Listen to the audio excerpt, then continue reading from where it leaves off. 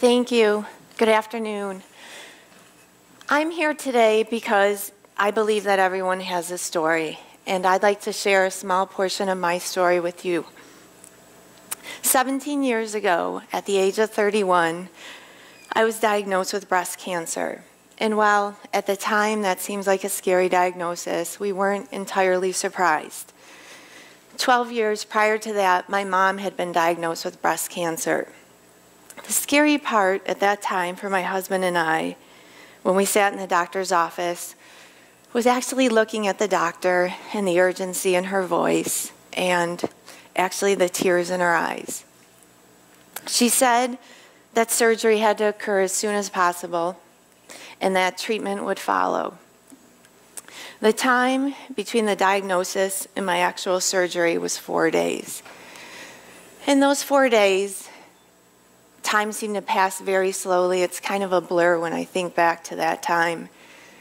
But there's one thing that was really clear during that time, and our girls were really little. We had a 3-month-old little girl, and we had a 2-year-old little girl.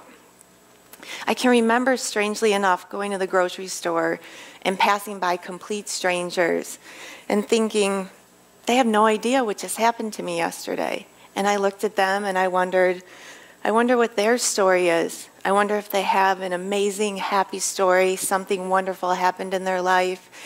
I wonder if they have a sad story, they lost a loved one, or perhaps maybe they have a scary medical diagnosis ahead of them as well. But what was clear to me at that time, things changed, and honestly, I've never looked at a stranger the same.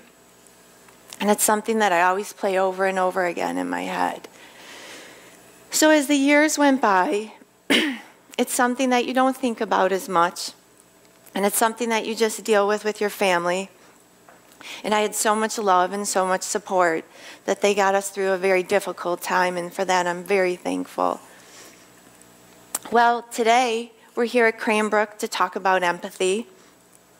And I think empathy is the ability to put ourselves in someone else's shoes and understand exactly how they feel, what they're feeling, what their concerns are. And as much as we love to think we can always empathize with anybody, we don't always have that ability. We haven't experienced the same thing. So I kind of feel that there's a fine line between empathy and sympathy. I can remember having to tell people in my family or friends what had happened in the diagnosis. And at that time, I felt so bad because there's that split second when you tell somebody and they want to say the right thing and they don't know exactly what to say. They want to do the right thing and they don't know exactly what to do.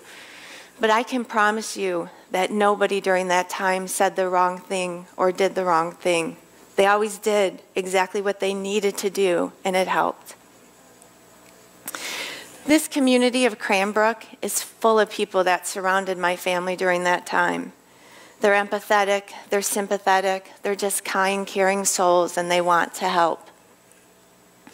Well, fast forward to 2009, and now our girls are grown up, and they're at Brookside, and I'm back to doing what I love very much, and that's teaching in the classroom.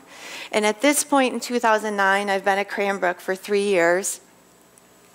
And I'm having a lunch conversation with somebody, and I hear about the event, Cranbrook Envisions a Cure. Currently, the event has been going on. This will be our 9th year this fall. But at this point, it was the inaugural year. And Cranbrook Envisions a Cure is a time when the Cranbrook community comes together and other people outside of the community, and we meet on this beautiful campus in the fall beside Kingswood Lake. And families that have struggled with cancer or are interested in finding a cure for cancer come together and share stories and walk together around Kingswood Lake. And I knew it was something that I wanted to help with. So I reached out to the lady that started it, and she too was a breast cancer survivor and at the time worked at Brookside School. And I asked if I could help. Well, it's 8 years later, and every year the event becomes more and more wonderful. And a couple years ago, we meet after the event every year and talk about what went well and what we could do better in the future. And this one particular year, we thought we would love more people to know about this event. We want more people to be here because we would hear from them. I wish I would have known I would have attended. I had no idea that was going on. And as a teacher in the upper school, I thought maybe there was something that I could do.